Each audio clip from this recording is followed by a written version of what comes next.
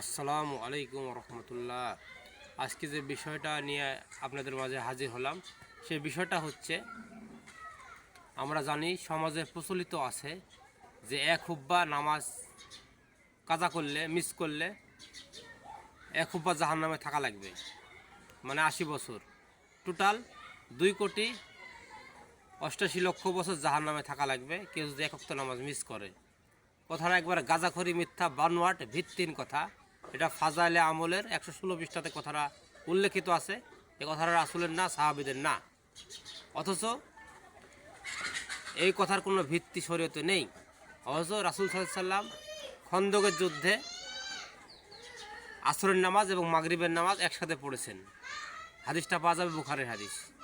এবং আল্লাহ রাসূল ফজরের নামাজ সূর্য ওঠার পরে পড়েছেন, মুসলিমের হাদিস আছে।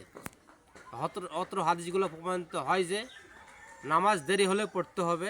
নামাজের ব্যাপারে মুসলমানের কোনো ছাড় নেই। এটাই শরীয়ত, এটাই ইসলাম। আল্লাহ আমাদেরকে সবাইকে বোঝার তৌফিক দান করুন। আল্লাহুম্মা আমিন।